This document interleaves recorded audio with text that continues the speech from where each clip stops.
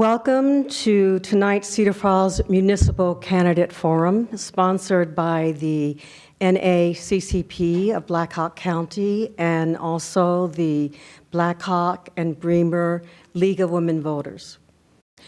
The moderators are my colleague, Pastor Dave Cavett from the Cedar Heights Community Presbyterian Church. I am Leandra Sinceri, a Cedar Falls citizen, retired public school teacher, and also a member of the League of Women Voters. Our first questioner will explain the format this evening. All right, it's my responsibility to explain the format in two sections, one to the audience and then another one to the candidates for office. To the audience, this is a two-part forum. Approximately the first half will be questions from the co-moderators. The second portion will be questions from the audience. There are index cards in the back. If you have a question, we ask that you jot it down in as legible a handwriting as possible. We encourage you to be brief. We encourage you to have it be a question rather than a commentary. And we encourage you to submit it, and then about halfway through, we will take those and go through them. We have screeners to go through them. If there are 2 or 3 questions on the same subject, we'll blend those together. So about halfway through, we'll do that, and then again, a little closer to the end, if there are additional ones, we will get those from you. The other thing for the audience, especially since this is being co-sponsored by the League of Women Voters, we want to be sure you know how to vote and the options that are available to you on how to vote. So there are handouts there about whether or not you go and vote at the courthouse, whether or not you vote by absentee ballot, or whether or not you vote on the same day. So please take advantage of those opportunities there. For the candidates, first of all, thank you for your willingness to serve, and thank you for being here tonight. What we want to do is ask questions of all of you, because the thinking is you're all up here together, because if you're elected, you're all going to be up here together, and you'll be responsible to the citizens of Cedar Falls. So we are going to ask questions in order, starting all the way at the end with Mr. Latta and working our way down, and then we'll just keep rotating all the way to the end, and then we'll go back again like a windshield wiper, okay? So, with that said, I think any other thing we need to say by way of introduction? Okay. Well, at this time, we'd like the candidates to introduce themselves by name and occupation, and then we will proceed to the first moderator question. Okay. Thank you. Good evening. My name is Chris Latta. I am a nurse by background. I'm director for behavioral health for Mercy One Northeast Iowa. So inpatient mental health, outpatient mental health, and inpatient outpatient addictions funnel up through me. Hello, Cedar Falls. My name is Gabe Grodhouse, candidate for Ward 4 council seat. I live here with my wife, moved here in 2016. I was born here, came back for school, graduated in 2019. We live on Garden Avenue. I work as a financial advisor and a small business owner here in town. My wife works at Spin Tech, downtown Cedar Falls. And we love Cedar Falls. We love calling this our home. We're thankful to be here. And after knocking around 2,400 doors, I can say I love it even more. I'm excited to answer questions from the citizens. Been asked a lot of questions this week about public safety and conflicts of interests and elitism in Cedar Falls and council raises. And I'm excited tonight to give answers to those, and excited for all of you who came to ask questions about those. Thank you for being informed. Thank you for being engaged. It'd be a privilege to represent you. Don't forget to vote Grodhouse on November 7th. Name and occupation. My name's Aaron Hawbaker, and I'm an attorney. I have been in Cedar Falls for over 30 years. For the last 20 years, I've been running the Public Defender's Office in Waterloo. I raised my 3 daughters here and, of course, love the town. And I'm running it for Ward 4. I'm not going to launch into all the reasons why I love this city, but I am hopeful to serve with whomever is elected amongst the group up here. Good evening. My name is Walter Burtis, and I am running for mayor. I am a small business owner on Main Street in downtown Cedar Falls. My family's had the pleasure of living in the Cedar Valley since 2000, and I look forward to the opportunity to answer everybody's questions this evening, and thank you for taking the time out of your busy day to come down and show support. And good evening, everyone. My name's Danny Lodick, native almost of Cedar Falls. I was born in Grand Junction, 2 months old when I moved here, so don't hold that against me. My occupation, I run an organization, a nonprofit called Red Cedar. We provide a lot of coaching and support and mentorship for new business startups. We also provide some access to capital. We work with a lot of the banks in the area, some private investors to help provide access to that capital for new business startups. So a lot of the programming we run is really to help people trying to launch new products, new companies, new services, and really trying to make sure they don't have to learn it the hard way, like a lot of us have. And so I'm looking forward to the chance to answer questions tonight, serve the city of Cedar Falls, and thank you everyone for being here. Name and occupation, please.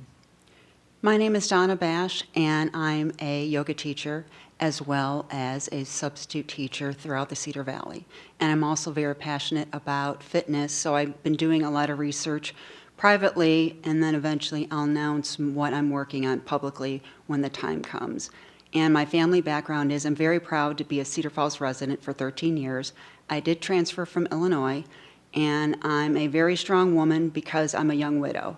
And I'm on this board right now as the city council member at large because I want to show other people that anyone during any situation could be extra amazing no matter what life throws at them. And my prayers have been answered because I also met a wonderful man to be my boyfriend. So, and I do have a daughter who's in college and is very successful just like me. Thank you. Thank you. You're welcome. My name is Hannah Chrisman, and I just want to start out by thanking our organizers, the Blackhawk Braemar League of Women Voters and the NAACP of Blackhawk County. And then also thank you, Dave and Leandra, for being our moderators tonight. My name is Hannah Chrisman. I work for a company called Agency Block, which makes a customer resource management tool for people who sell insurance. But I always say that is the least interesting thing about me. I also serve as the president of the College Hill Partnership, and I serve as a commissioner on the Planning and Zoning Commission. My real passion in life is Cedar Falls, so I'm very excited to be running for the at-large position for City Council. Thank you. My name is Pat McElhaney. I'm running for the at-large position for City Council. I work for the University of Northern Iowa, and I do film and video for them. A couple of my guiding principles are rewarding positive behavior, dissuading negative behavior, helping those who need it, and that every difficult situation provides us an opportunity. Thank you. Thank you. All right, let's start with the first question from the co-moderators. And again, we'll start all the way at the end. We're not going to count this as the introduction, just a question. So again, Seems fair. We'll start with you. What motivated you to run for office, and in particular, what problem did you see that you have a solution to address? That Wonderful, wonderful question. Thanks for asking it. I'm a lifelong Cedar Falls resident. I graduated from Cedar Falls High School in 2003. Much like Danny, I guess I should preface by saying for about a year and a half, I did live in Waterloo. So my wife and I made a very intentional decision to move back to Cedar Falls when we had our children. It's very important to me that my children have a love for Cedar Falls, much like my wife and I have. It was a very intentional decision to live here. I think it's very unfortunate that in the last handful of years, we've seen a lot of diversity and not a lot of willingness to compromise within our city, whether that's in the city council or whether that's just in society as a whole. And I think I'm someone that can bring a positive voice, a unifying voice, and someone who's willing to listen, first to understand and not come in with a hidden agenda and say, this is how it's going to be. I think that's very important for an elected body to fully represent the citizens, not necessarily my beliefs, but those are the ones that put me into office. So that's why I chose to run. Okay, thank you.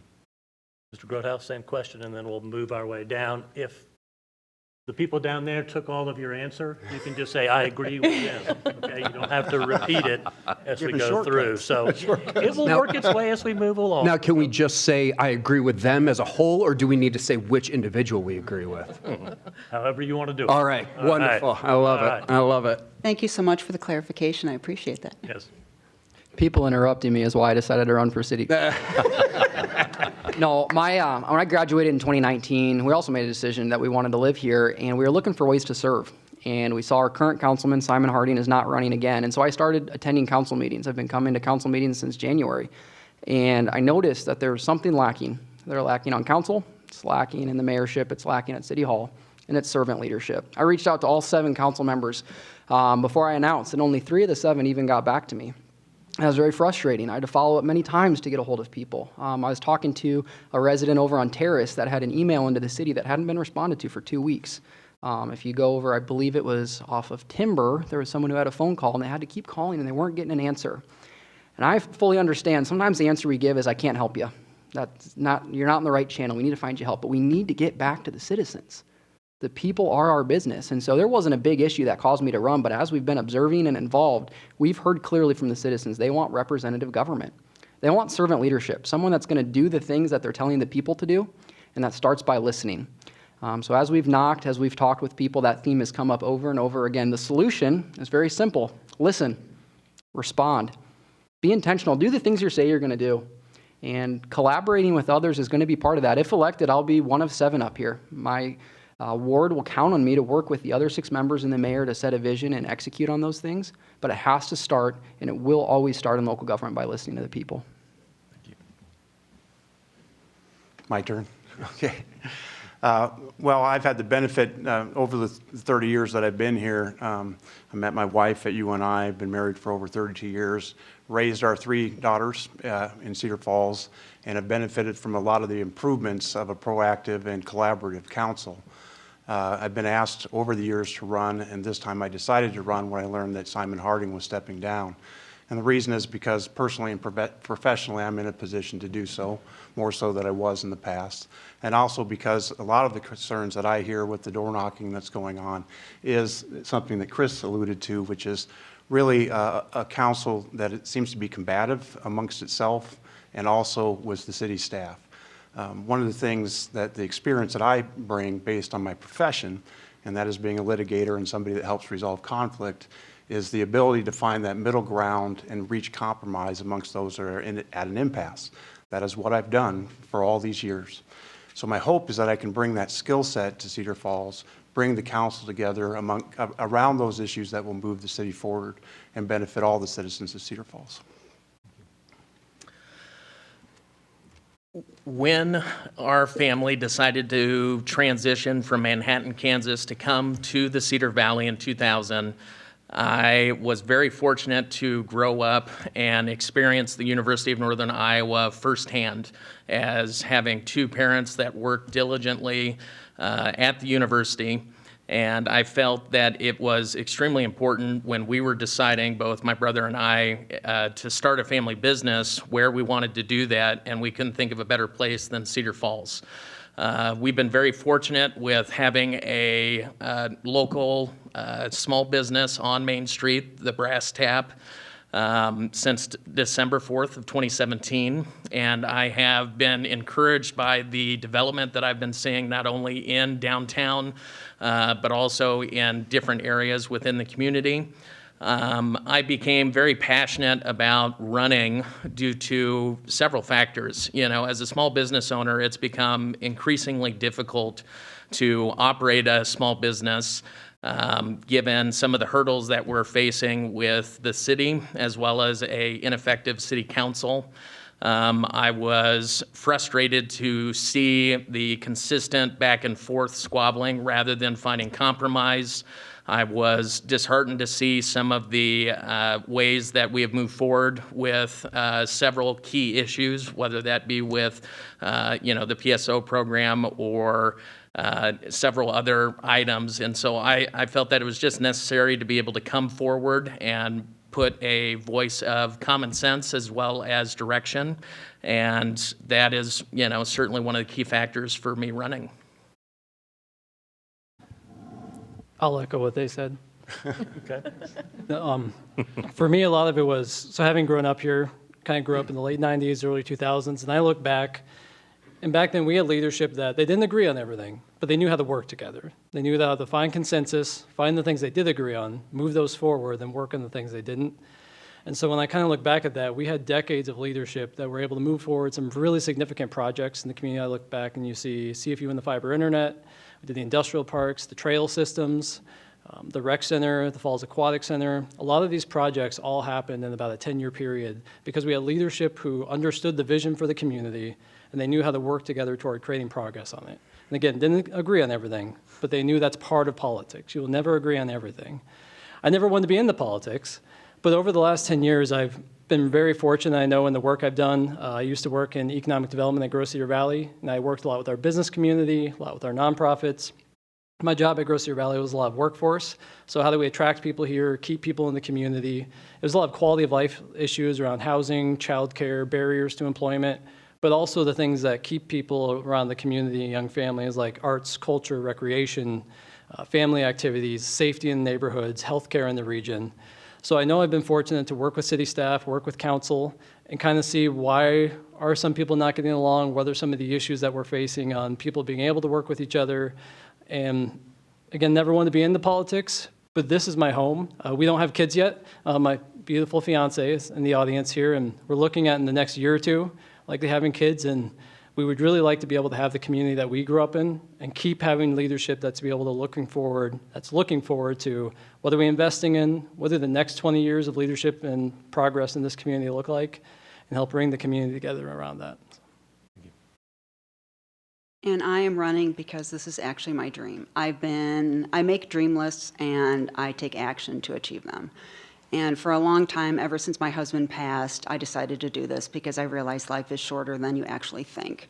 So that's why I'm passionate about being super positive and loving life and bringing my dreams come true to others. And that's why I've been helping a little step back from where I came from. I came from Illinois and I grew up in the city of Chicago. And then my parents moved us to the suburbs in Arlington Heights. And I bring that experience to you, to Cedar Falls, and I'm very proud to do that because I feel that I'm very unique because I have the Chicagoland experience of I understand what things go through. Like I've been through parking issues from Arlington Heights. I've seen it, I lived it. I always went to board meetings and city planning meetings, and that's what I'm passionate about since I've been 5 years old. And Arlington Heights was a very up-and-coming community and still is today, and that's what I bring here to Cedar Falls because it was a small railroad community, and I saw the growth with riding the train downtown to Chicago. And I grew up, in the city at DePaul University, and I bring the diversity of understanding about homelessness and parking with parking garages. So I bring also corporate experience from working from different corporations, of working with leaderships. I'm also been graciously accepted into high leadership roles throughout my career as well as volunteering. I also been volunteering since I've been 5. I always love to give back without asking for anything in return. And here locally, I was asked to be on the Art and Culture Board by the late Mayor Cruz, and then I got nominated and accepted to be the vice president. And that's how my journey has been, is they see how passionate and dedicated I am and a problem solver, and they automatically lead me to the executive positions. And also with P&Z in building and zoning, I'm very affluent in all those as well to help out the city. Thank you. It's kind of funny. People approached me and said, I heard you're running for city council. And I would say, who told you that? Because I had not said that I was running for city council. So I think, it was a little bit of a bug in my ear. Maybe I will do that. And, my time on planning and zoning has, for those of you who have been following, been kind of a challenge. We faced a lot of issues with parking and we've heard from a lot of citizens that they would like to see different things within their neighborhoods. It's just been a little bit of a loop over the last 2 years. And that really inspired me to want to kind of take a look at city council because a lot of those issues were coming from city council. So I think to kind of echo what many of these other folks have said is that, there is a difficulty in collaboration, and something that we really need to start doing is working together. And having had the experience of, again, working on P&Z and working on the College Hill Partnership has kind of given me the opportunity to try my hand at some of those skills, and I have found that I'm relatively good at them, and so that's great. And, again, it's just exciting. I want to do it. I want to learn. I want to serve my community.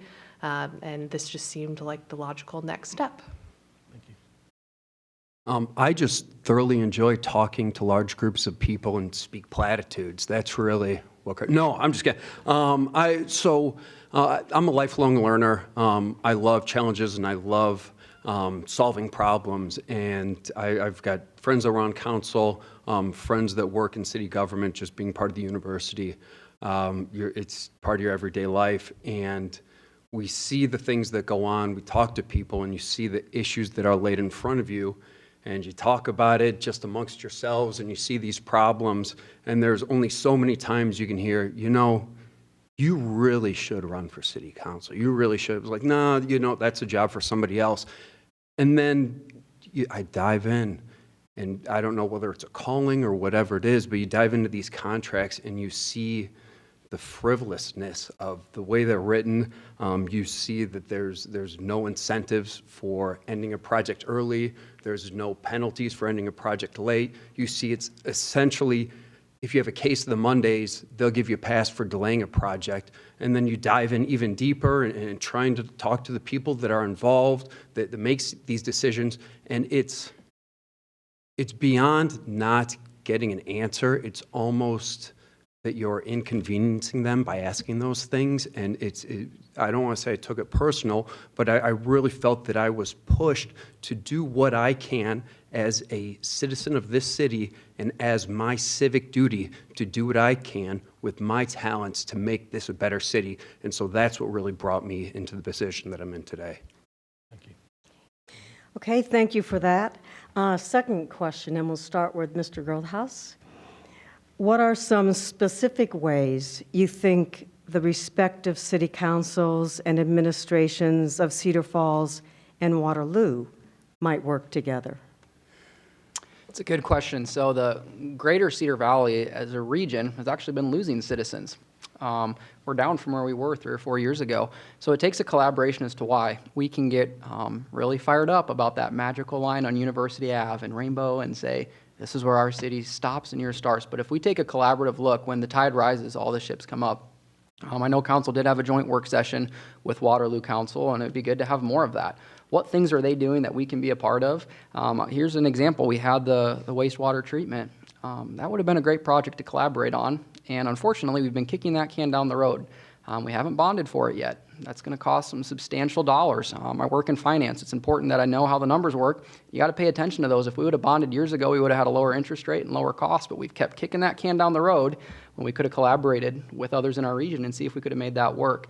We're at the point now where that's going to fall to this upcoming council. We're going to have to make a hard decision on that. And that foresight doesn't happen in a month. It takes years to look down the road and build that collaboration. So as we look, I was very discouraged to see that the other mayors put it on Cedar Falls that we have to pay for the dispatch service based on property values. We were paying on that by usage, and then we were paying by residential, but then they put it on property values as if to say, well, we want Cedar Falls to pay more of that load. That wasn't a great look for the mayors altogether, and so I would love to see how can we all work together to help each other, and it needs to start with listening, as we talked about before. So those would be a couple areas that I think we can do better, and I would be for doing some of those joint work sessions with Waterloo Council.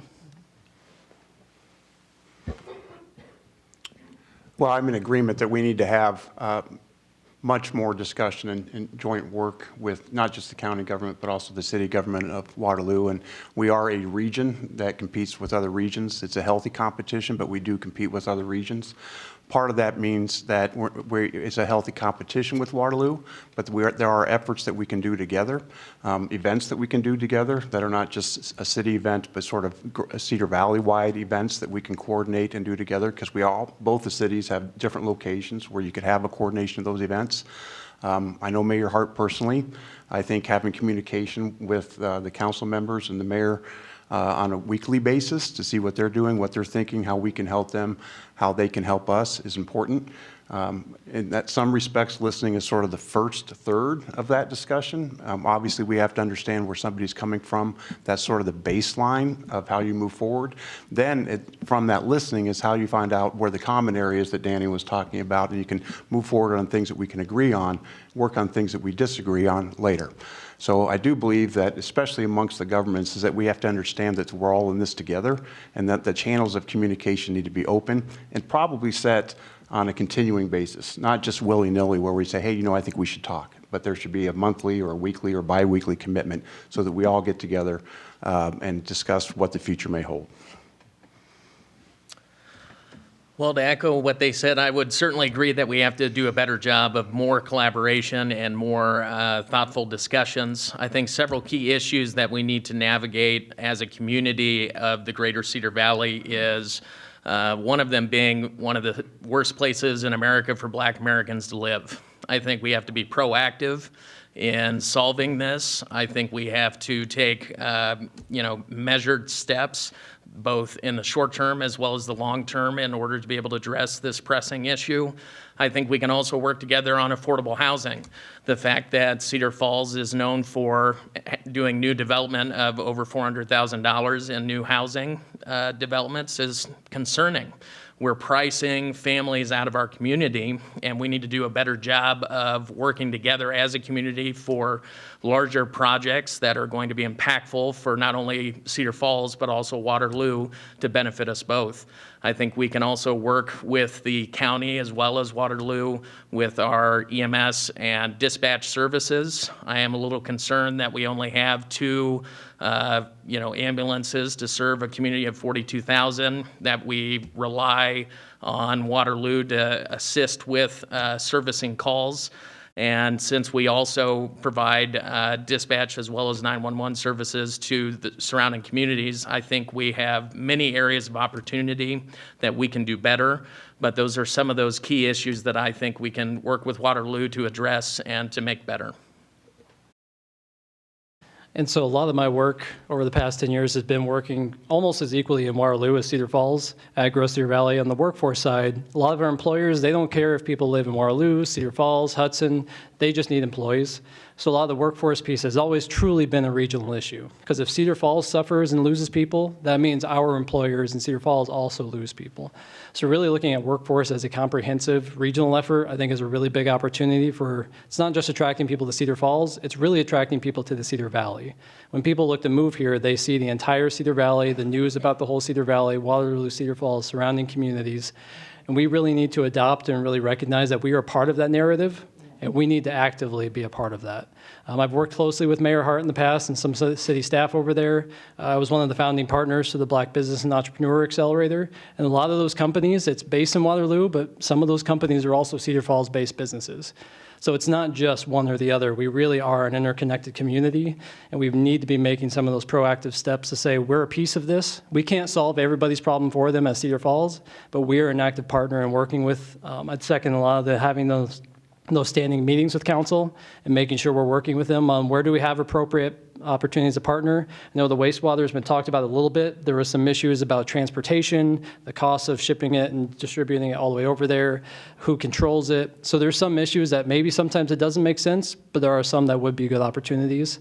Housing is another one that as a region, we have a housing shortage. Our mechanisms may be different than Waterloo, but really being cognizant of our impacts and our effects on the things that we do and how it translates into the greater Cedar Valley region.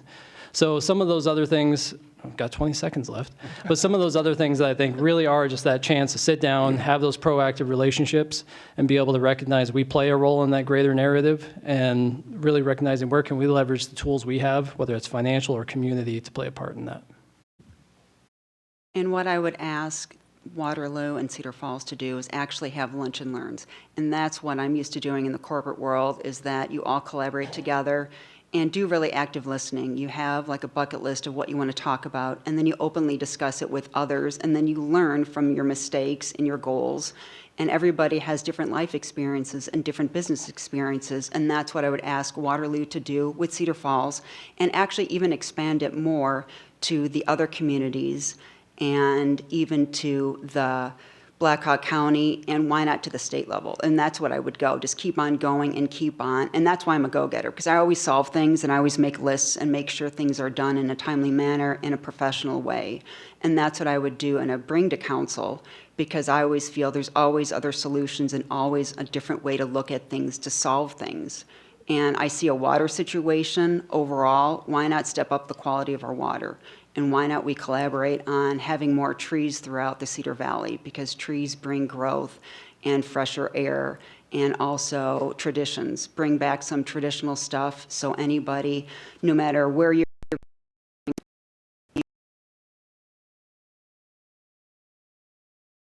to 101. I mean, everybody, I believe, should be together, and I would love to work together with everybody. Thank you. I think, there is this sort of perceived rivalry that obviously starts, as early as when you're in high school. It's always just been I think particularly for Cedar Falls, it's versus West High School.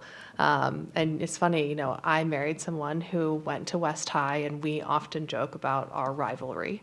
But, so I think there is really a cultural issue that we face, where we've really got to bridge that gap, the relationship between our two communities. I think there's a lot of great examples. Many of them have been mentioned of things we can work on. We've collaborated with Waterloo on the National Night Out, which I think is a great idea, doing more with our public safety. Obviously, in the past, they have provided various emergency services for us. And so hopefully we can, somehow kind of repay them in the future with things like that. And, also we've heard a lot about the river, sort of the river as a tourist destination, as, a place where we can spend time outside. And some ideas have been thrown around with how we can kind of connect our two communities around the river. And, I think there's just an abundance of opportunity for us to really build those connections and foster those relationships, and it will bring nothing but positive change to Cedar Falls. So I think we should absolutely do that. There's been a lot of great things said, and I'm just going to use this opportunity to kind of pivot a lot of bit. And just while we're talking about collaborations, I just want to talk about the collaboration with the university. I think it's something that's near and dear to my heart. I think that it is the forefront of things that we need to do in the city.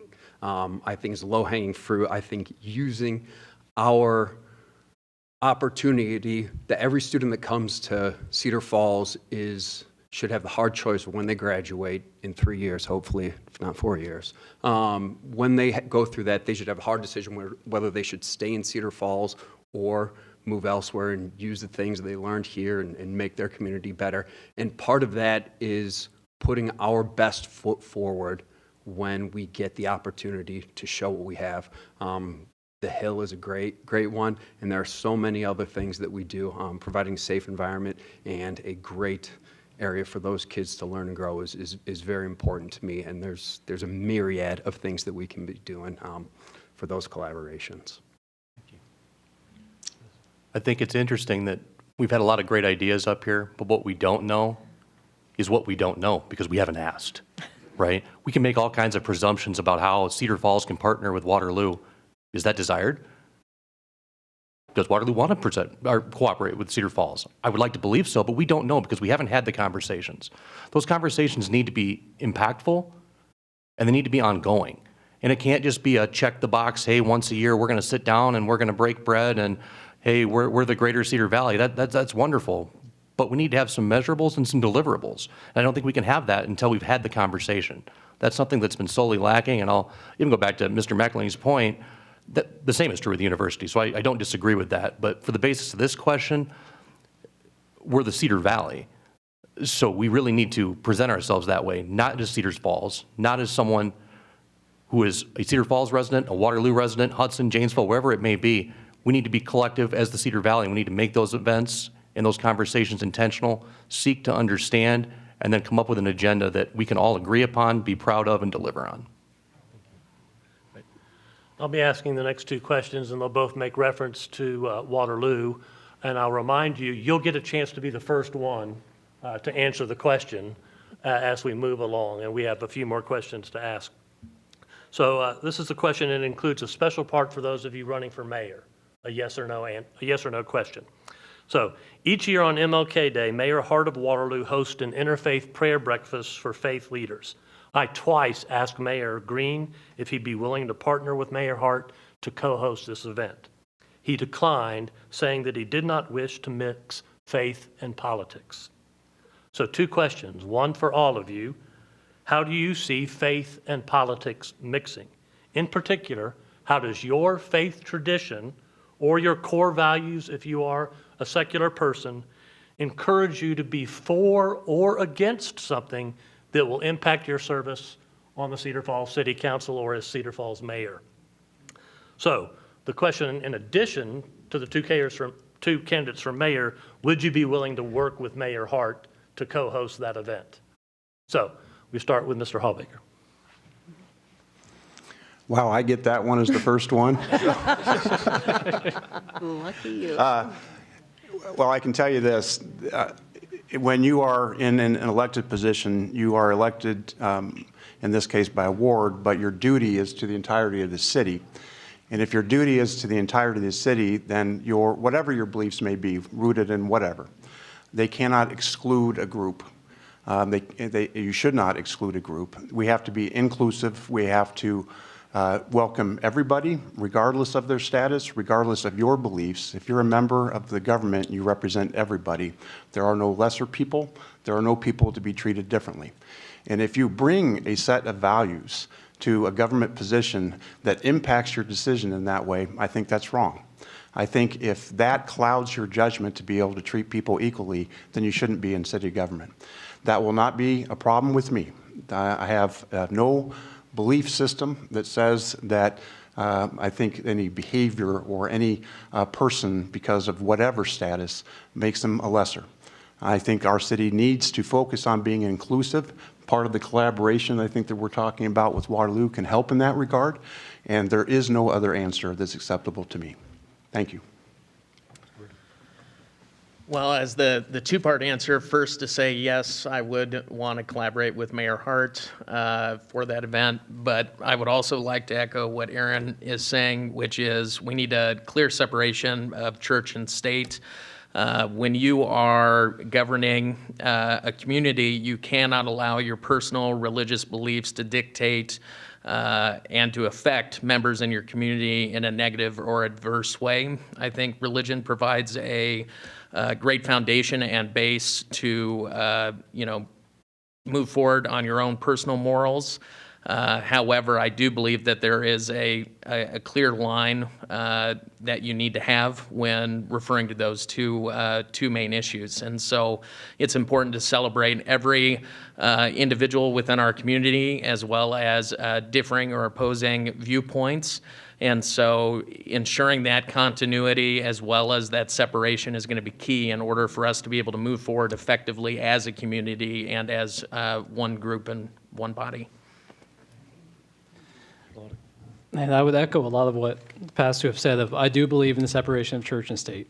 I very much support that our roles as elected representatives are to represent the entire community that we are elected to serve and not provide favor to one or the other. I do understand there is some complicated difficulties when you're trying to assess whether your values as a person, what you believe are basic tenets of how to treat people and the right to life, the right to privileges, certain rights.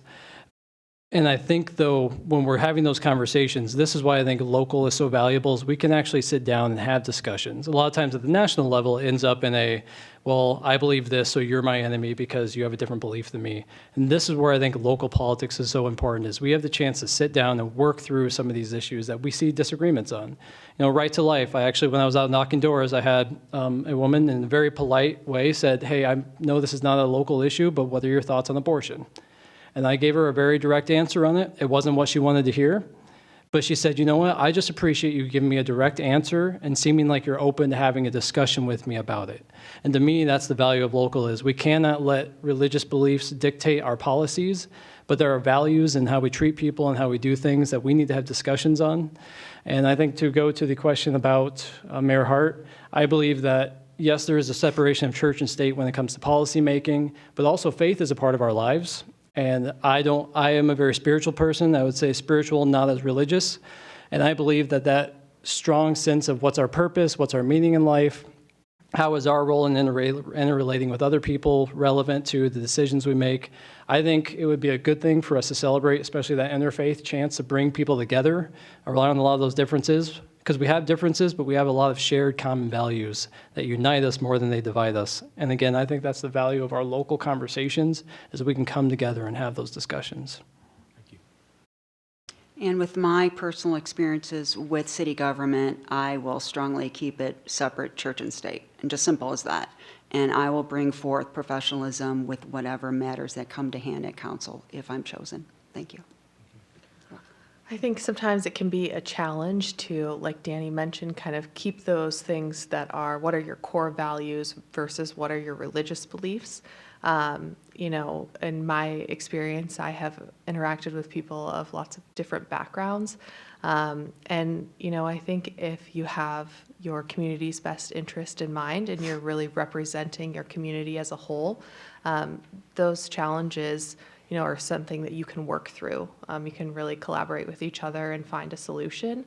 And sometimes those things are very difficult, but I think generally speaking, you know, again, if you've got the community at, you know, the front of mind and, you know, trying to do the best for your community, that makes things a lot simpler. So, yeah, I think we can absolutely work together to try to resolve some of those issues. I mean, I agree with the separation of church and state, but I would undoubtedly accept that invitation. What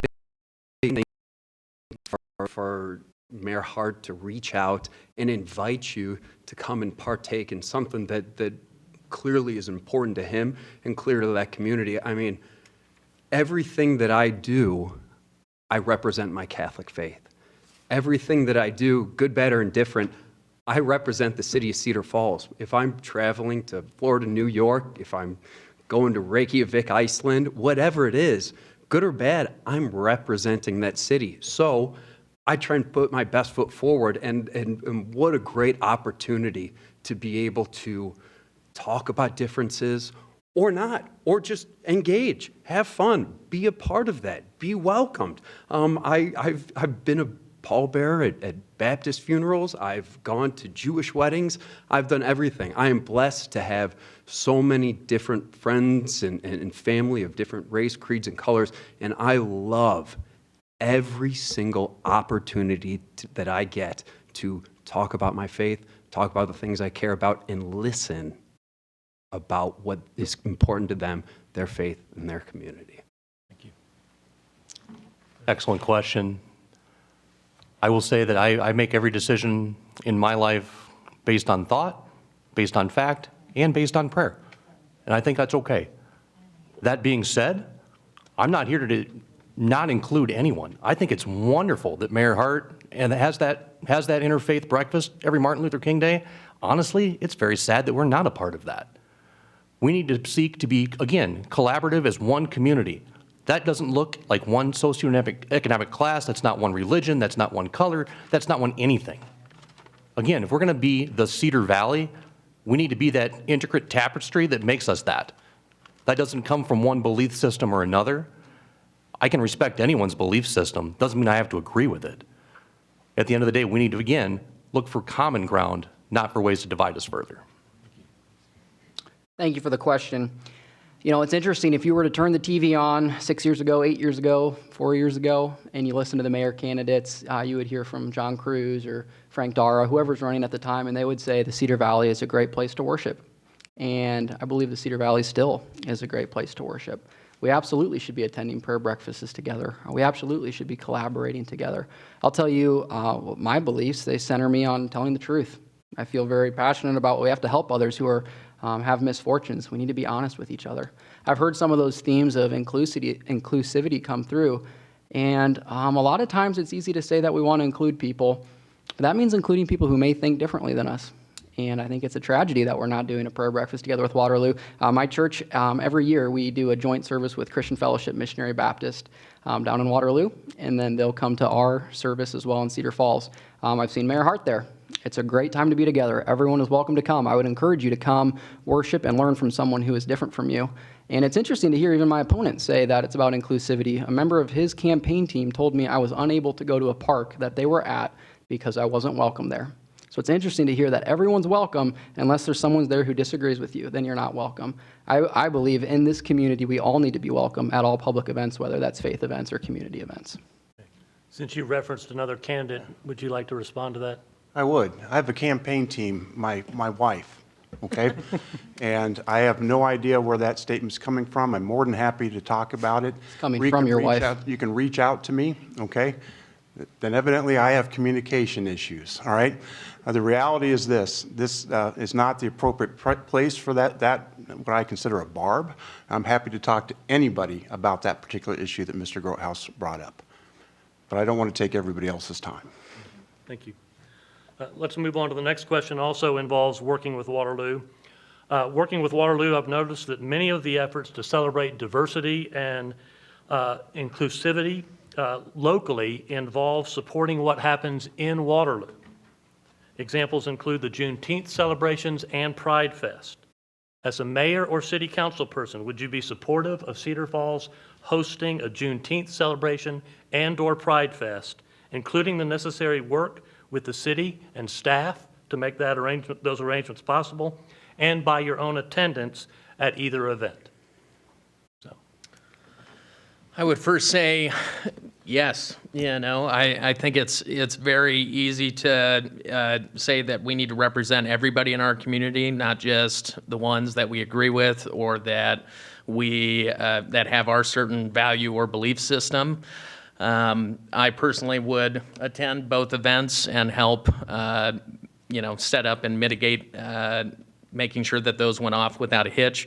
I would say that, certainly with what Waterloo is doing by bringing community together, that's extremely important. And I think we can do a better job in Cedar Falls of not only with those groups, but also other events that we can find to bring our community together and to hear voices that we traditionally don't hear from. I think it's very easy to be, kind of have blinders on in our day-to-day lives, and we forget, not everybody has our same belief, not everybody has our same value system, and it's important to support each other as a community moving forward to, provide the necessary support and direction to celebrate everybody in our community.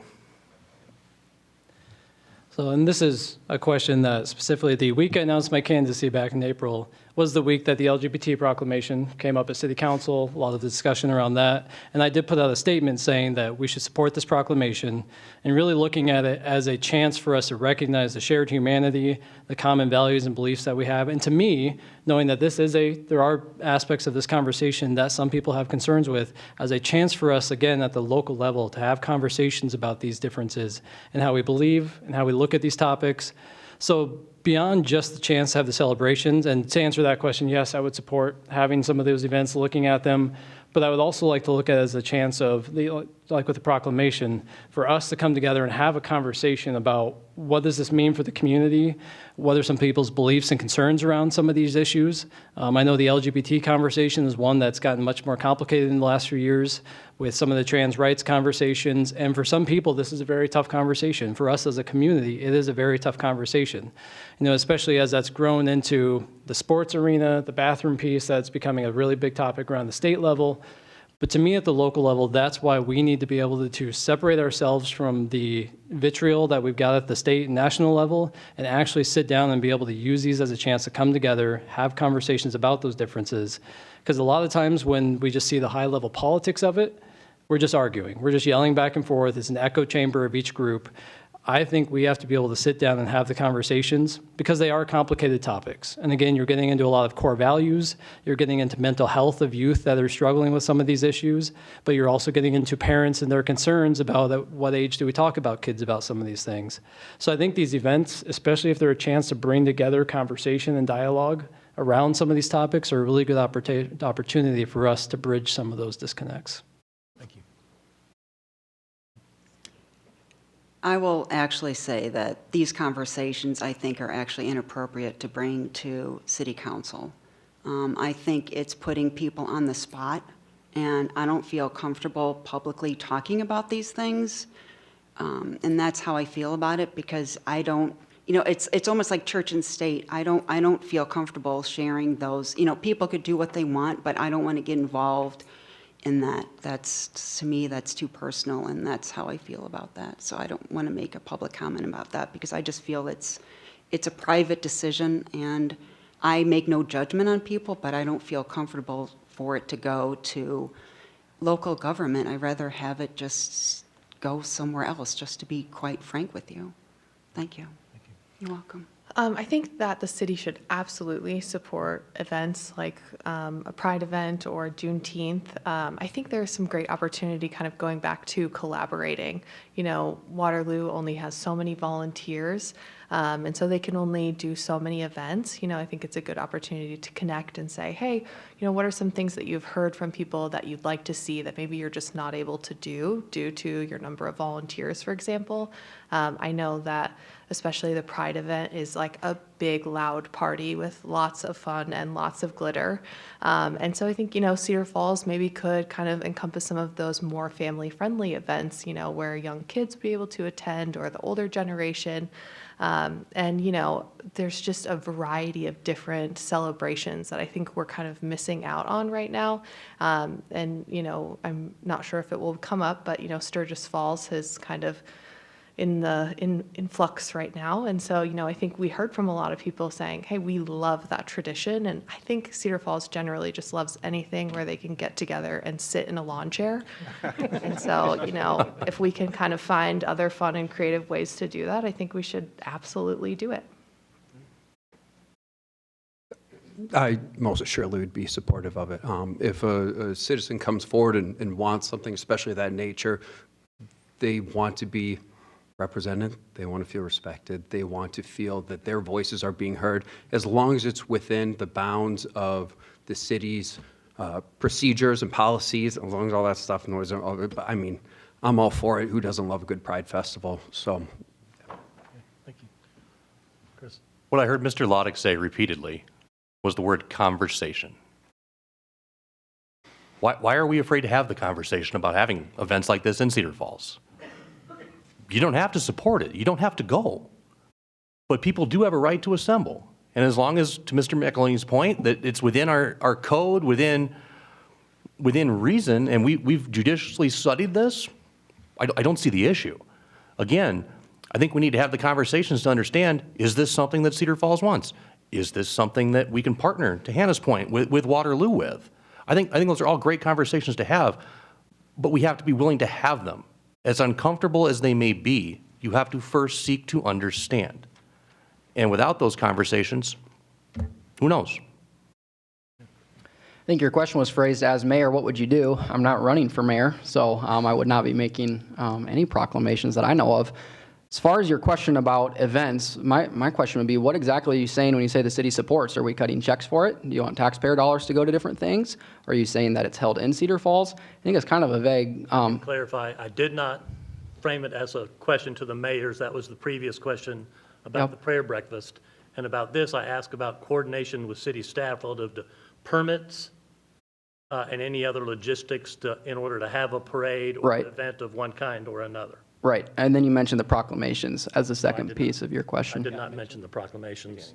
Danny did, okay. Loddick did. Yeah, and so I would say the question would be, well, what role, if anyone can take out a permit right now for an event if they want to? Are we talking about the city giving dollars for those? As far as events in town, I don't think it needs to be paired with a proclamation or something to be done. There was a breast cancer event downtown Cedar Falls. There was no proclamation, and they raised thousands of dollars for it.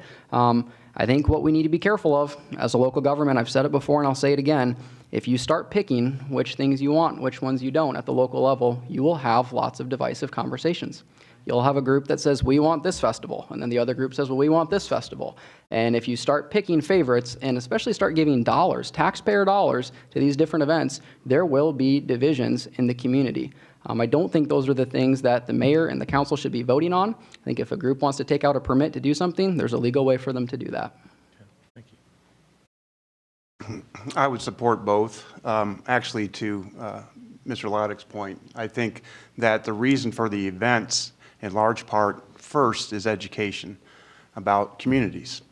Juneteenth, the Pride Fest, and I agree with Ms. Chrisman that it provides a wonderful opportunity, both events, to discuss collaboration with the City of Waterloo, because I think that both cities would bring different venues.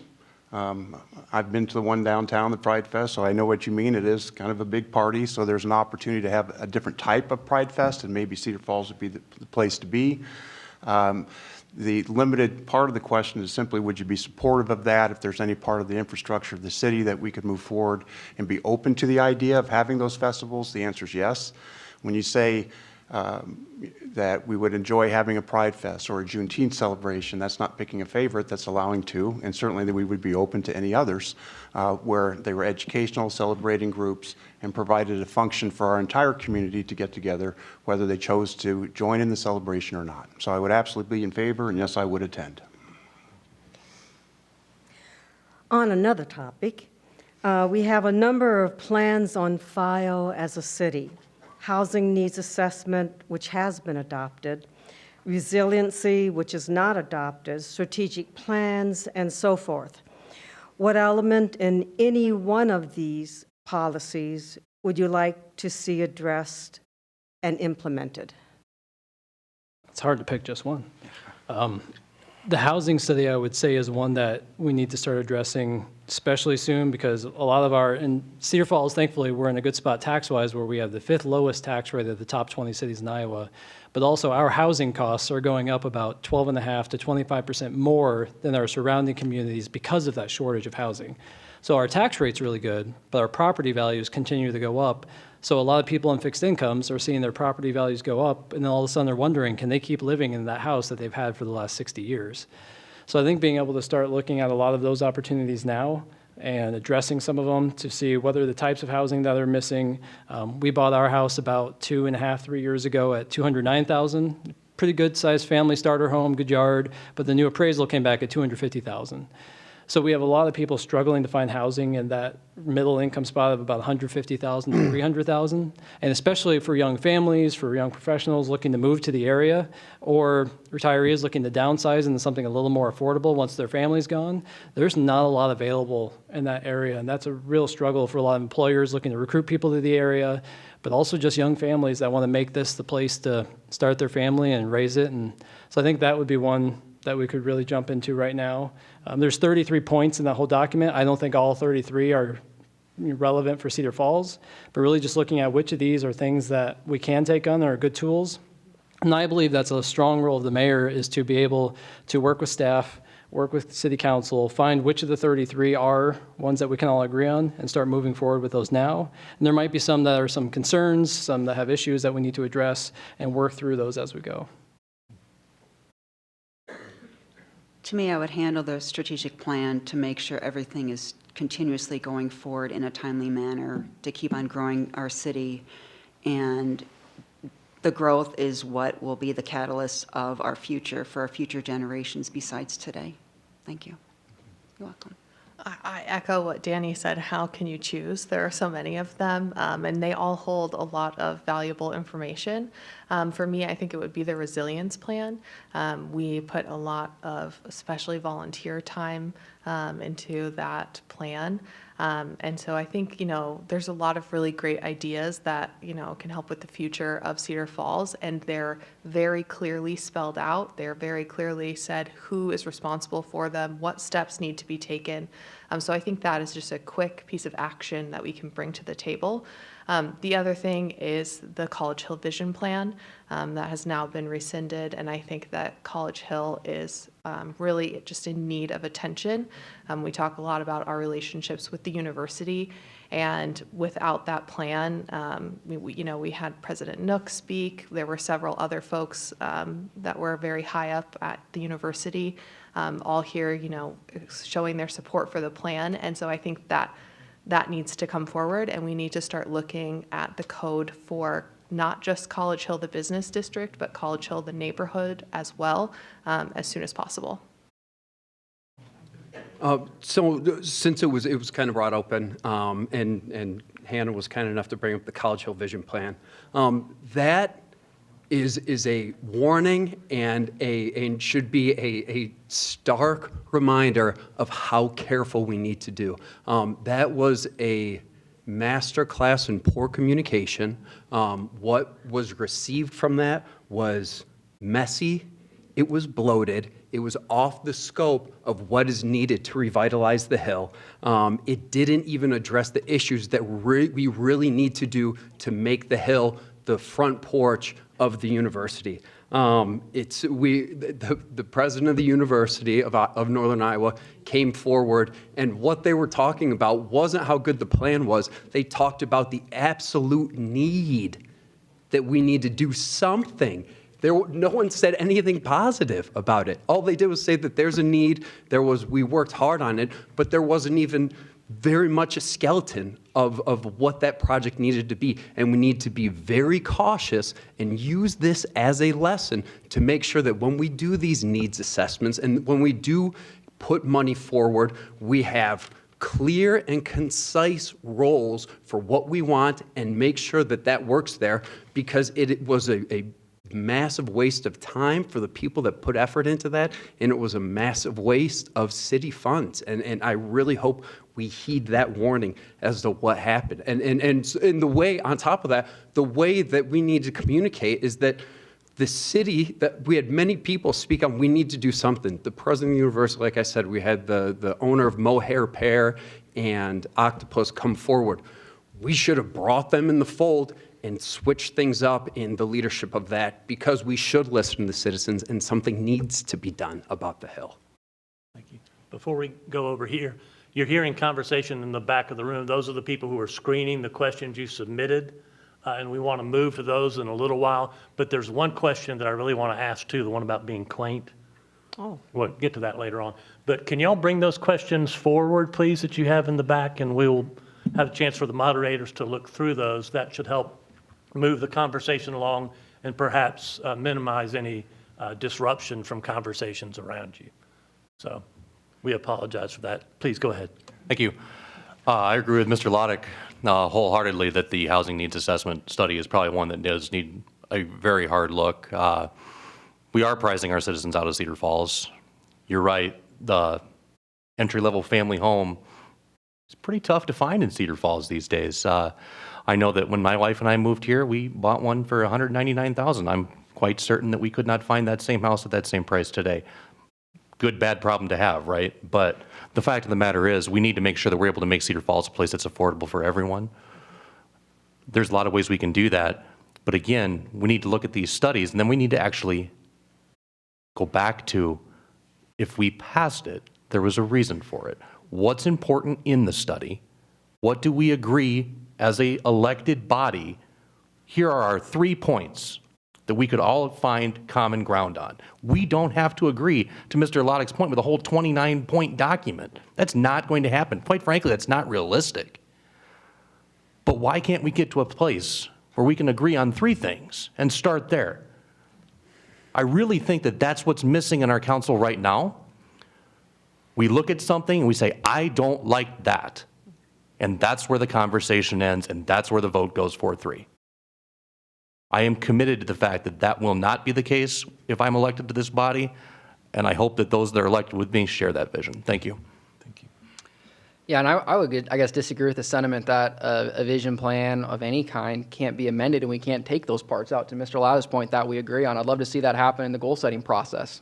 We have some things that come forward. There's 1 through 3 or 1 through 1,000,000 on there, and we can decide, hey, as consensus, what do we agree on this? Let's amend it and then bring it before council. That will save you all having to come to council meetings like we had Monday night, where we spend hours discussing things where we agree on most of it. So I'm referencing as Hannah was saying, the plan for College Hill. We all know College Hill needs help. As your Ward 4 representative, I will be pounding the drum for College Hill. It's curious to me that we had this vision plan 2 years ago, and it sat for 2 years, hasn't come up, and now we're here before an election, and everyone's pounding the drum. We care about College Hill. We care about Do we care about College Hill? Then let's do something about it. And I don't think that means we have to adopt every single thing there. Why can't we amend that in a work session or in goal setting, bring that to council, pass the parts we agree on, and move forward? I think there's a lot of things we agree on with the College Hill vision plan.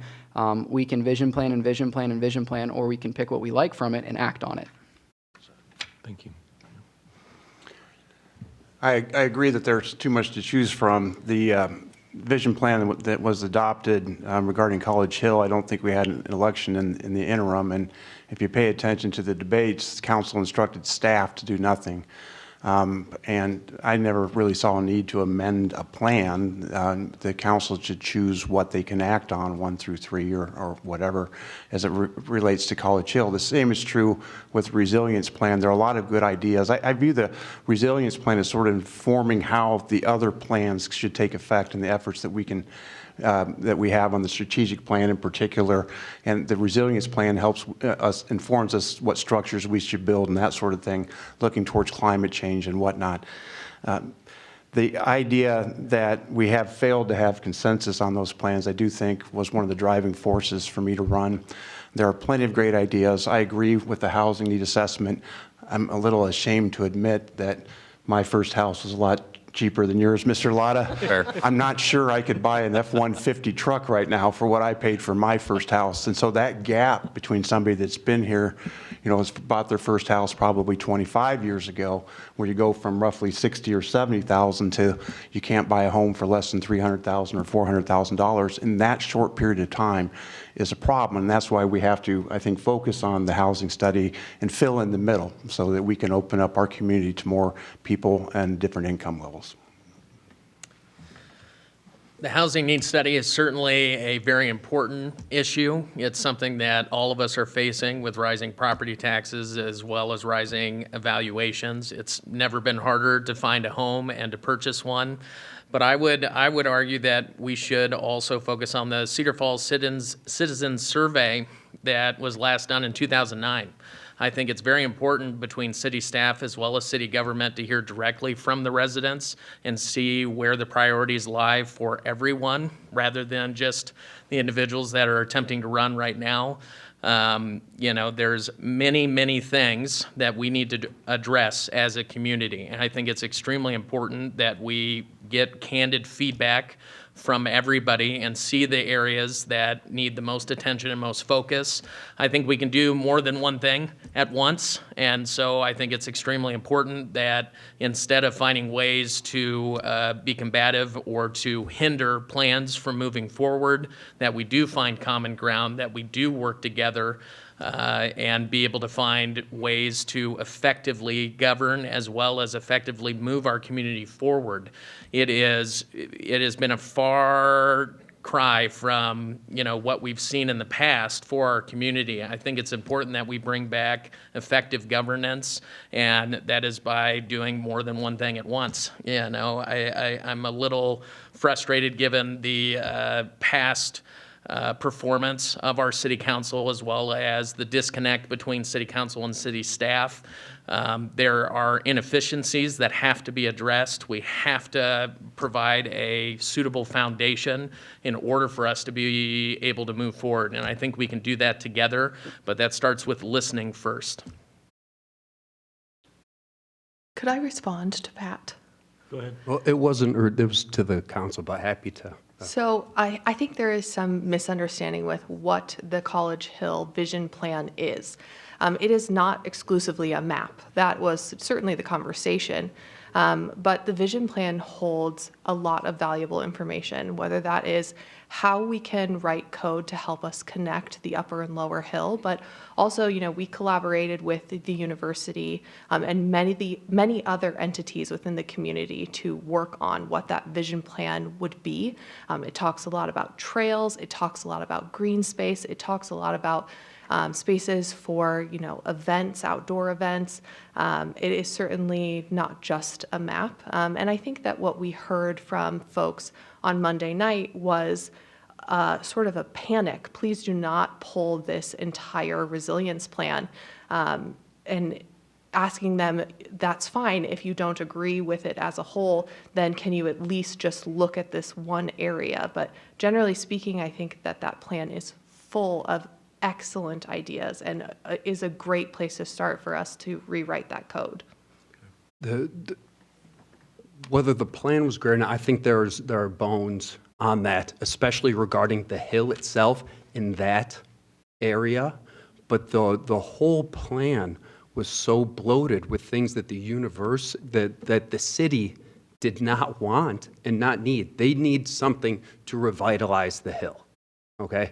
Coming up with a plan to revitalize the hill, not a completely over-the-top, bloated mess. And what those people were speaking on behalf, people in this room came and spoke on behalf, it was a plea for help because they wanted to find some way to move forward because there is so much love and care for the hill. But what was given to them, what was given to city council, and what was given to the citizens was not what was needed. Okay. Thank you. At the beginning of the forum, we introduced the co-moderators and said we had questions. We had about 10 questions. We've got about 10 questions from you. We'd like to move on to the questions from the audience. But I would like to ask one favor of the candidates and of Andy in particular as a member of the media. I'd like to take all of these questions and email them to the candidates so they have an opportunity in whatever media presence they have to answer the questions that were submitted tonight that were not addressed, and we'll share those with the media as well. Is that okay? Thank you. With those of you up here, that way everybody gets their question answered. But let's move on to the ones from the audience. This one reads, do unelected city employees have too much influence or control on policies that govern the city? I believe we're beginning with you. Thank you for letting me start that one. Can you repeat the question again? Do unelected city employees have too much influence or control on policies that govern the city? It depends what topic. I don't think so. They are experts in their field. That's why we hired them. It is our responsibility to take the information provided by our city staff and then work on that policy. And we hold the vote. So, you know, the staff themselves, they can't vote on it, but they can provide us with the best information possible. And I think if our staff is somehow failing us in providing that information, then that is the responsibility of our administrator, and we need to bring those issues to him. Do unelected officials have too much control? No, they don't. I think we need to be careful about the way we spend our money and everything like that. But no, they don't. I think, especially when the council is doing what it's supposed to and listening to the citizens and rolling out policies that are agreed upon by the citizens, then no, it doesn't. I think we need to be careful, but as it sits now, I don't believe so. Chris? No, I don't think our unelected officials have too much power in our city because ultimately the decision-making process lies with the council. So yes, it is the council's responsibility to listen to those officials that have been appointed. Those people are the content experts, but it is ultimately the council's responsibility to evaluate the information that's given based on its merits, have thoughtful discussion and conversation, and make a decision. So I think the bigger question becomes, why is there a healthy distrust of some of the elected or unelected officials that we have here, and where does that come from? And so I think those are conversations that need to occur. I don't know if that can happen in a public setting. I don't know if that needs to happen behind a closed door, but there seems to still be this healthy dose of paranoia within our city, and I don't really understand why. Ultimately, either you have faith in your city staff and those that work for them, or you don't. So our job, again, as the council, is to evaluate the information provided to us and then vote yes or no. Do you mean unhealthy An skepticism? unhealthy Okay. dose. Yes, thank you. Yep. So I think when things are vague, then yes. If we're not clear on what we expect as a council and a mayor, and then we pass that off to staff and there's blurred lines, of course staff's going to have to make some decisions because a developer comes to town, a home builder, and they have to make a decision, and the council hasn't been clear to staff, then staff needs to make a judgment call. And that's not the position we want to be putting staff in, because then staff's making decisions and they feel like there's this side and that side and the other. We need to be clear with our expectations as a council what we want. So when things get vague, then yes, there are issues. I will say to that, I know currently there is a lot of barriers between council and the mayor and staff where people aren't talking to each other. I've talked to people both in the government, on the council, and they've all said, there's certain people we're not allowed to talk to. We can't talk to that person about that. Well, we can't send an email there. Why would we ever run an organization that way? You would never run a business that way. When the CEO can't talk to the board and he can't talk to the managers, we shouldn't be running a city that way. That lack of communication will breed distrust. When we ask for things to verify, like an outside audit, and we're told, no, don't bring that up, you're only making the people who want to see rumors more and more and more. We need to be able to have open communication, and we need to be able to verify some of the things that we're concerned about, and that's not a personal attack. That's transparency for the taxpayer. I'm next, right? Yes. Okay. I agree with Ms. Chrisman and Mr. Lotta in large respect. First of all, they are experts. We have a city engineer, for example.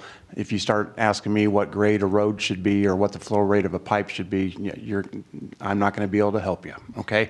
And so in some respects, I'm going to have to rely upon them. But the key part about what Mr. Lotta said that I agree with is the buck stops with the council. We are their boss. We are the elected officials.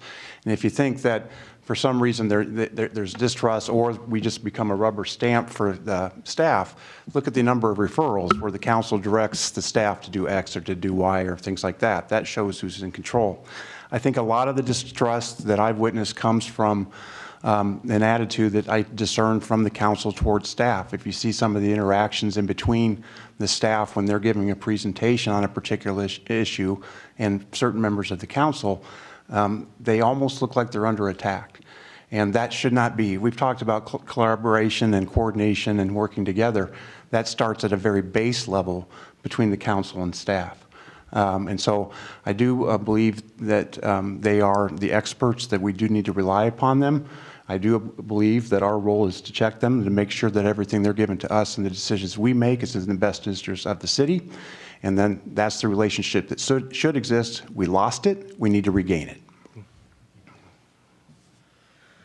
Well, it's not necessarily an easy answer. I would say I have great concern in speaking with current and previous city council members as well as city staff that have brought forward a very troubling picture of ineffective communication, behind closed door meetings, not having transparency. And I think it's something that has to be addressed. I know that it's easy to point to city council and think that all of the dysfunction lies with those individuals. But we do have to take a hard look as a city and see that we have areas of opportunity in our city government with our city staff to provide better leadership and better communication and direction from city council to them. I think it's important that the residents are aware of what's being done in their name, and I think it's very important that we have a better work culture, specifically at City Hall. Nobody should be afraid to go speak to somebody, regardless if they're a department head, city administration, the mayor, city council. And I think we can do a better job. I think it's extremely important that we as a community as well as an elected body don't rubber stamp. And I don't think there's any intent to do that, but it can become very easy to cast aspersions. And I think it's very important to address some longstanding issues with certain individuals. And I think we have that opportunity and that capacity to do that. And, it takes having a conversation. It takes being transparent. It takes, being willing to ask hard questions and being able to move forward in that direction. So I'll try and recap a couple thoughts from everyone else talking that, to me, ultimately issues like this typically come down to trust. And trust comes down to communication.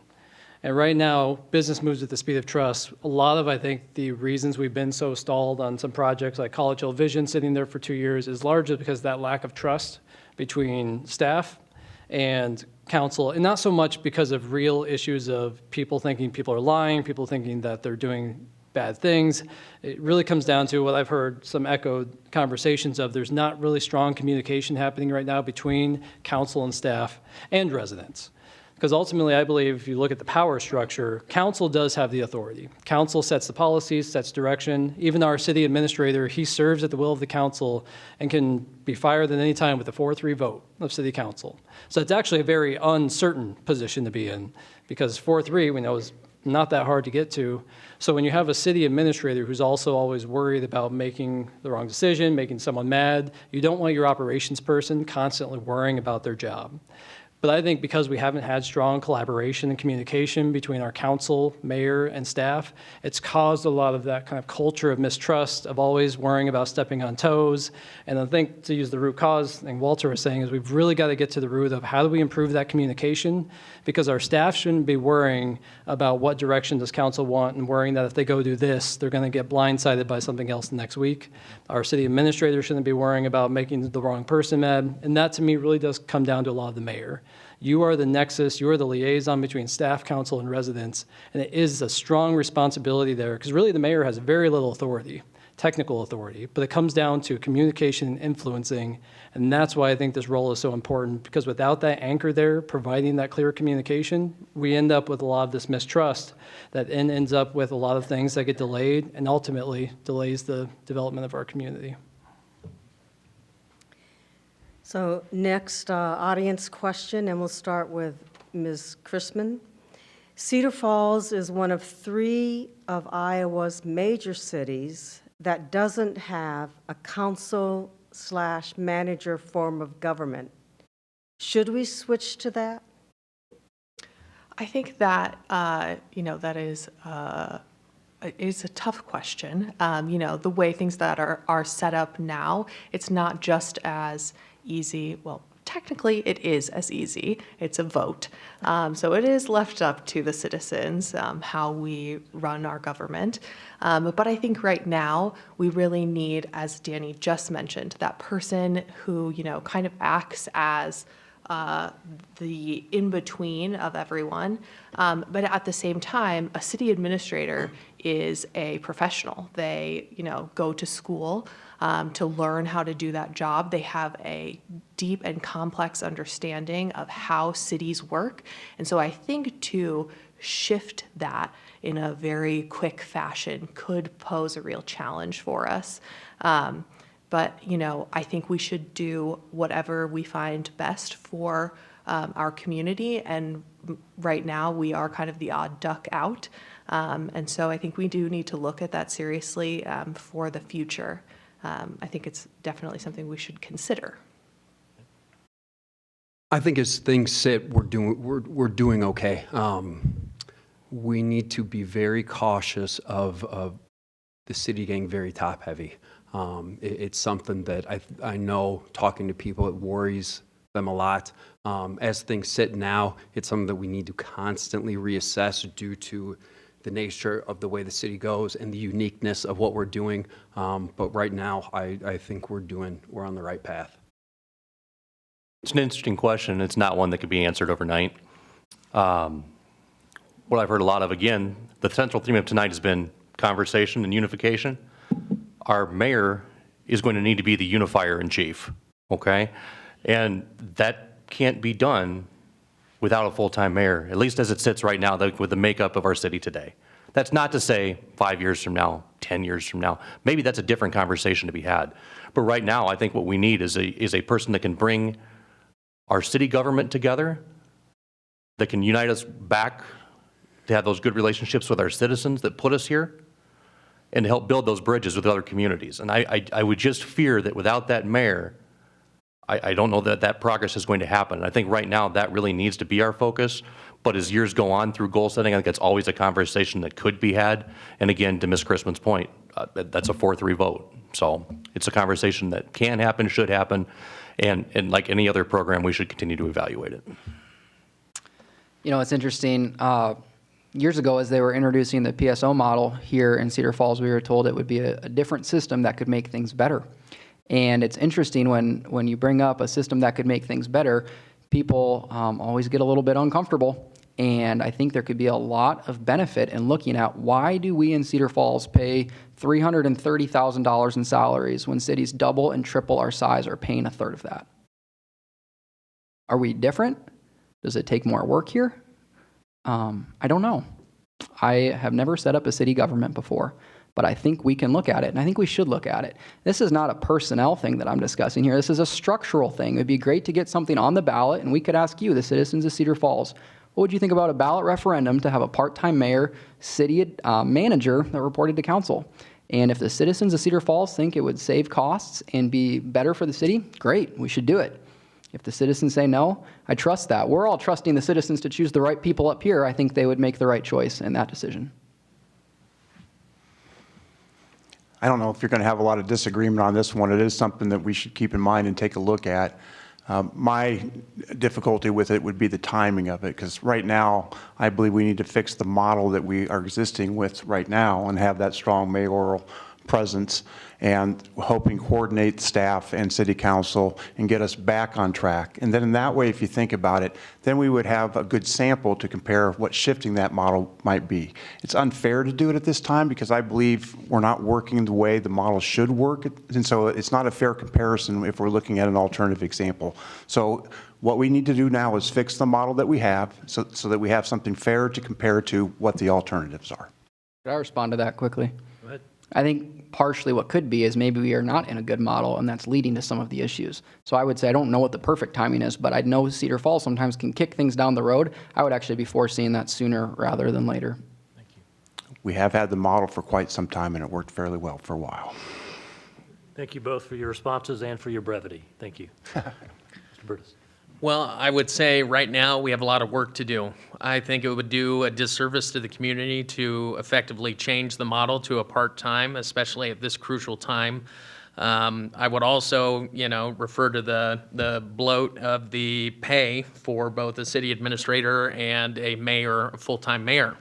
We're $70,000 shy of what we pay the President of the United States for a community of 42,000 people. I think that's pretty wild. I think we have some other bloat in administrative level positions that we can address. I think it's important that we take a hard look at where we are spending our dollars, and I think those dollars can be better appropriated towards helping the citizens rather than going to a paycheck.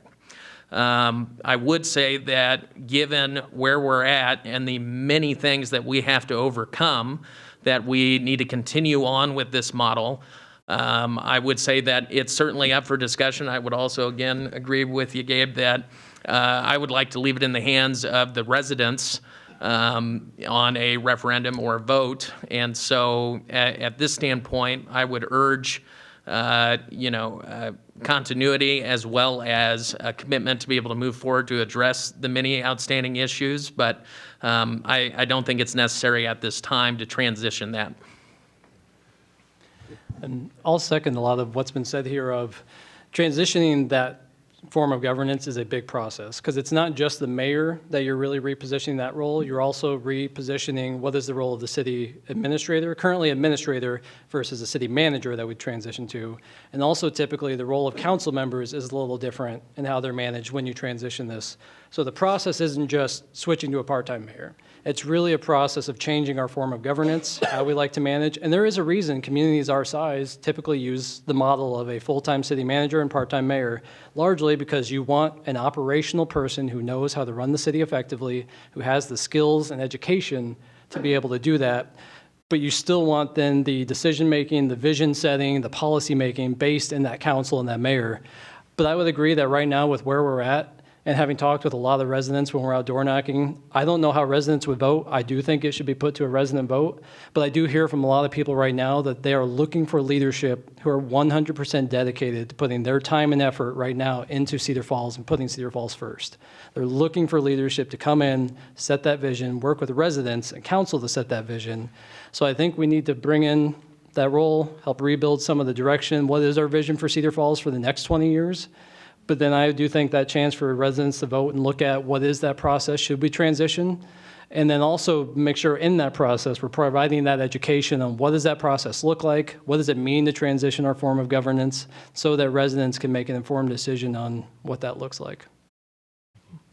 And I agree with Danny, and I'll add to his comment that we need to keep on looking, like behind the scenes, there are org charts and different policies and procedures, I feel, that for the community as a whole should be looked at and keep on being implemented. So then things can go through in a timely manner, and that we have open communication with the public, with the staff, as well as city council, because at the end of the day, we all have to live together and we all make decisions, positive and negative, and somehow everything impacts everybody. You know, if a resident comes up to city council and makes a comment that impacts, you know, here at city council and then goes back to staff and then the mayor, it just like is like a circle. So if we just could look back at where we're at today and learn and grow from it, and then continue to move forward with policies and procedures. Thank you. Thank you. You're welcome. We have another question from the audience. It's a brief question with a brief answer. So let me start with you. How many doors have you personally knocked on? Not your campaign, but you. I'm at about 150 to 200. Okay. Several hundred. Okay.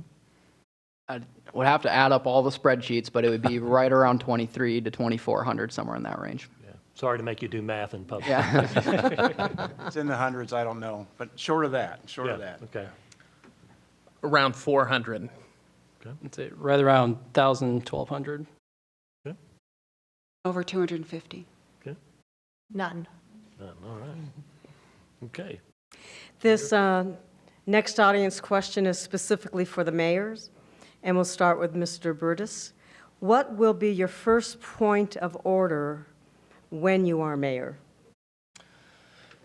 Goodness, there's a lot of different things to try to focus on and be able to try to affect meaningful change on. I would say first is setting the foundation of effective leadership between city council and the city government with city staff. I don't think we're going to be able to move forward on any agenda or any issue if we continue to have the dysfunction that we've seen over the last several years. I think it's important to be able to provide a stable foundation that we can build on for building trust and transparency, as well as laying forth many outstanding issues and trying to find the best way forward to address those issues. I think it's going to take a lot of hard conversations, but it really comes down to bridging the gap between our city staff as well as our city government so that we can effectively govern, so that we can effectively move forward as a group, as a community. And so I look forward to being able to have that challenge to overcome if I'm honored with being elected. But I think it really starts at the beginning. You know, without us setting the correct path, we're not going to get anywhere. We're going to be a town of many vision plans and no action. And I'll second and agree with Walter on a lot of this. It starts with that culture. And I think with 3 incoming council members, we have a really good chance to sit down, establish that culture going forward, and make sure, okay, we know we're not going to agree on everything. That is always the case. But we need to set that expectation that we are going to find what we can work on, move those things forward, and address the conversations as we need to about those that we can't work on. And over the last 6 months, I've been able to spend some time talking with all the current council members and really current council members, city staff, city leadership, with a lot of previous business community leaders and previous city leadership, but also with our incoming council members to really get a sense of what are everyone's objectives, where are they coming to in this conversation, what are they bringing to the table. So I think it does start with setting that culture, setting the expectations, and making sure as a group that we can provide good governance to the city, to the residents, and move forward. Okay, another audience question, and this is for everybody. What value do you see in bringing a co-op grocery to Cedar Falls? Does this fit with your vision for our community? And I believe we start with Mr. Latta. Yep, I think it's actually discussed in our debate 2 weeks ago. I think it's a wonderful idea to bring a co-op to this community. I think that there's something that can be, a sense of pride that can be established by having something like that here in Cedar Falls.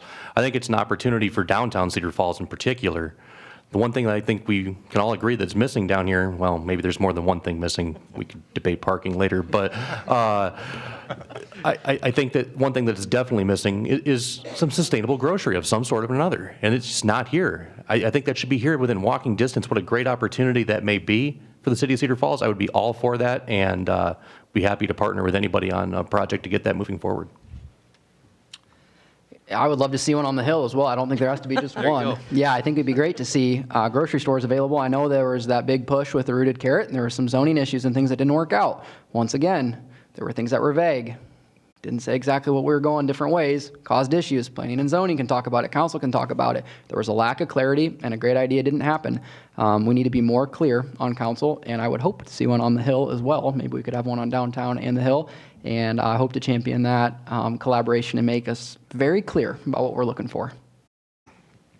I think it's a good idea because I'm a member of the Carrots, okay? But to Chris's point, it would be nice if we could locate it downtown, because if you think about it, then that would make the downtown area complete from a standpoint of walkability. You know, it's a self-contained area where you have grocery, obviously you have gas, where you can fuel your car if you need to get out of town. We have wonderful parks downtown that we need to continue to improve, and there are great plans to do that. And having one on the Hill would be just like when I came here 30 years ago. You had Jack and Jill down on the Hill, and when I was a student, I could walk and get groceries, okay? And I love that idea of having these sort of self-contained little replica downtown areas where you have, it's a full shop, a full service area where, you know, on the Hill you used to have a drugstore, you used to have a florist, you know, you can get your hair cut, still can, but, and that diversity that we're lacking on the Hill makes it less attractive and less walkable and bikeable. So if we could replicate that downtown in the form of co-ops or whatever form the groceries take place, and on the Hill, and for future development in the future, I'm fully in favor of it.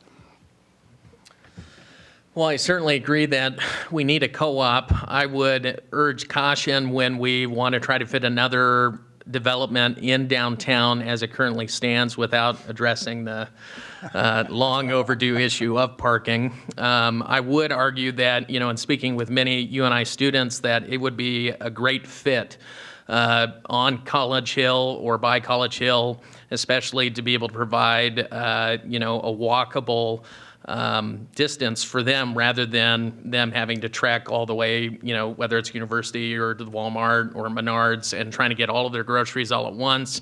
They talk about how difficult that is, and the lack of different businesses that are represented on the Hill is a great area of opportunity for our community. I think we've seen great development in downtown, and as a small business owner on Main Street, I can tell you we've done a good job, but I think we have other areas in the city that certainly could use that type of development. And so I would be all for having a partnership and trying to provide clear and open guidelines to achieve that goal. But specifically, I would urge, you know, closer to that neighborhood. So as a big believer in disclosing conflicts of interest, I am a member of the co-op. Proud card-holding member. I don't know if I still have my card, but it's been a little while. But to me, this is where the city really needs to and can play a role as a partner with the community. I know the process that happened with the original site that was looked at in downtown, it happened right in the middle of our zoning changes in downtown, and because of that, and the plans were already developed, the plans were in place to go where now the St. Pat's parking lot's going to go, and I have nothing against that parking lot in terms of talking about the thing. Yeah, I got you. But so that was lost because we weren't planning ahead and being proactive as a city and looking at how are we going to partner with this initiative to try and help fit it in. And I think, again, we can't just be doing special cases for every situation, but as a city, we need to look at these are opportunities and assets that are valuable to our community. The food co-op is something that, again, the research shows having a restaurant or a grocery store in downtown provides that walkability, or College Hill.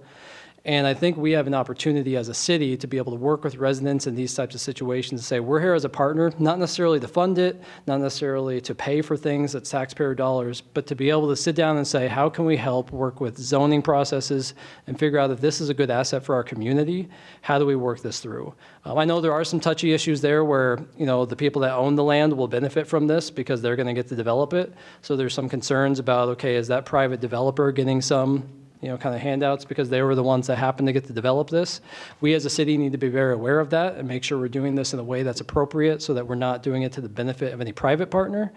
But projects like this, the Whitewater course on the river, where residents brought this vision and this idea, and also were willing to raise funding and bring those funds to the table, these are good opportunities for us as a city to be able to step in and say, how do we leverage our expertise, our zoning processes, to be able to sit down and say, how do we make this project happen if it's good for our community? And I, second a lot of what is already said. And in my personal experiences with co-ops, I would love to work with a co-op, up on Main Street as well as, something on the hill. And my personal experience is that my grandmother in Chicago, she would actually go to a local grocery store, and that's where she got her groceries, that she would walk from her flat in Chicago. And that's what a lot of people did. They didn't have parking lots because they just didn't have parking lots. But people walked to it, and it was amazing, and I still did it in college at DePaul. I mean, that was like what we did. If you needed a loaf of bread, you just went to the local store. But they didn't have parking, but that's Chicago. So that's totally different. But I would love to see if we could, two grocery stores, if that's feasible. Thank you. I think the city should absolutely partner with the co-op. I hate to break all of your hearts, but we have asked the Rooted Carrot to come to the Hill many, many times, and their study showed that it would not be feasible on the Hill. So I think, again, that speaks to the current state of the Hill. Businesses are not willing to set up there. And so, that's really a challenge that we face. And if we would like to see something like that on the Hill, then we've got to do something about what the Hill looks like today. But I think to, again, kind of echo what Danny said, it's not really our responsibility to, figure out, to problem solve a lot of those issues, but we need to be a collaborator to try and help make that possible, because we've heard from our community members that it is something that they want to see. I'm absolutely in favor. I'm in favor of it. Healthy living and healthy eating are very important to me. But I do want to take a second and just listening. I'm not a politician. I'm new to this, and a lot of it is I'm learning as I'm going. And I want to commend my fellow candidates for the amount of doors you guys have knocked on. It's eye-opening to me. I've relied on my staff to do that in terms of efficiency. But so the good news, bad news is, good news is, I'm going to meet a lot of you face-to-face and not just rely on what's told me by staff. And the bad news is you're going to see my hideous mustache right up in your face, as well as Prison Mike or one of my gaggle of wieners, dogs. So be prepared, and I look forward to talking to you. Right, thank you. As the co-moderators, we were shuffling through the questions that we had remaining and that you had remaining, looking for a brief one, and we didn't find a brief one. So again, we'll try to funnel all these questions to all the candidates that we had and that you had, and we don't think anybody will be really opposed if we go ahead and move into closing statements from the candidates and maybe leave a little bit before 9. Yeah, okay, yeah. It's kind of like, church folks looking at their watch and coughing to say, hey, okay. All right, so let's move it on then. We'd like to hear brief closing statements from each candidate. It would be great if you could reflect on the experience tonight, if anything came up tonight, rather than a prepared speech from beforehand, okay? So we started down there, we worked our way all the way over here, so let's start in the middle, okay? Mr. Laudig, why don't we start with you, and then we'll move that way this time, just to kind of keep you all on your toes. You really are just trying to shift us up. You want me to answer standing? If you want to, go ahead. So first, just want to say thank you to the League of Women Voters, NAACP, for hosting. I've heard from a lot of people that nowadays it's hard to get direct interaction with candidates. We don't have the news like that everyone used to read like we used to, where you could just have one source, everyone could get the same feedback. It's split between Facebook, social media, the paper, TV. So thank you guys for hosting, and for everyone for coming out.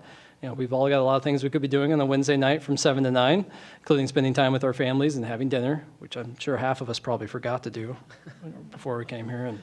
But I think the big thing I want to really hit on is having had a chance to talk with a lot of everyone up here, and that the event that you were talking about earlier, I did want to help clarify that. There was a meet and greet we were hosting. Someone offered to host for me, and then invited a few other candidates, but not all of them.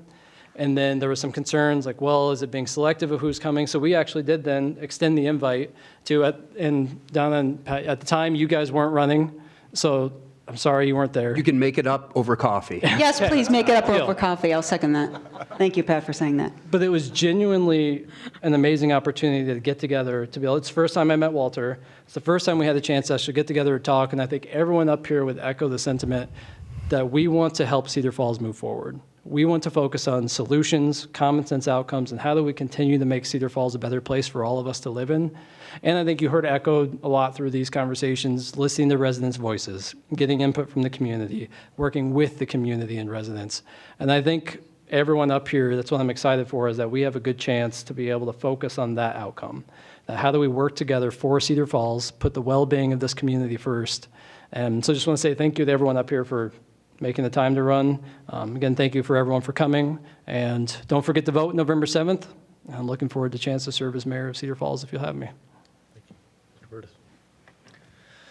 Well, thank you again to everybody that made the trek out tonight, and we'll try to keep it so that we're a little bit before 9 o'clock, for the end time. But I just want to echo, a lot of the thoughts that have been brought up tonight about the need for unity, the need for transparency, the need for being able to move forward, have progress. And I think we are currently doing a disservice to our community by the ineffectual government that we are experiencing right now before our eyes. I think it's going to be an important election. I think it's very important that people become informed as well as understand that your voice matters and that, you need elected officials that are willing to have hard conversations and to overcome the many challenges that we're facing. I think we have many great needs between affordable housing, rising property taxes, the need for better health care infrastructure to be able to help veterans as well as many other residents within our community, taking a hard look at the PSO model and how it's currently operating, as well as the many surveys, whether that's the Parks Master Plan, the Cedar Falls Citizen Survey, and several others that are either outdated or have not been updated. I look forward to the challenges and to overcome that together as a community.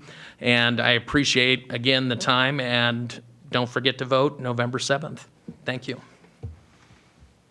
Thank you. Thank you to the league and to the NAACP. Of course, please vote. Regardless of how you vote, please vote. Voting is what's important. Who you vote for is secondary. At the end of the day, we have a lot of agreement amongst the council. There have been some notable disagreements in some of the questions that were asked, but there's a lot of agreement in what areas need to be focused on and how we can move it forward. So when you're making a decision like this, who does one vote for? And my hope is that the time that I have spent in this city, the things that I've witnessed over the time that I've been in this city, the things that I've seen done correctly and certainly benefited the city, and the things that I've seen done incorrectly and maybe caused us to stumble a bit, informs the decisions that I'd be making when I'm on the council. And I do think that the time that I've spent professionally kind of gives me a unique skill set to help with that collaboration that we were talking about and find the middle ground for a council that will take the steps, and we can not have these divisive votes, that we can do a lot of our work before you walk into that council meeting. You're fully informed and discuss the matters individually so that we know where the city's going and moving it forward. And one of the reasons that I'm running is I believe I bring a unique skill set towards that end. I've met all of these people now, well, with the exception of Pat. I'm not sure if I met you. And it is a great coffee. We have to have coffee. It's a great group of people. We're honored to have everybody stepping up and willing to serve the city. That's another thing that makes us fortunate to live in Cedar Falls. I'm hoping I have the opportunity to provide the service that I think I can provide. Please remember to vote on November 7th. I beat the 20 seconds, Jerry. So. Thank you all for coming out tonight. I know it's coming to the end of our time. We just want to say thank you for being here, for listening. Thank you to our moderators for your questions, some hard questions, which is great. And the citizens of Cedar Falls want the hard questions asked. They want them asked in a public format where you can hear the answers. They want them asked at the doorstep. I was at UNI last week, spent a couple days tabling by the union and talking to students. They have hard questions. We need to listen.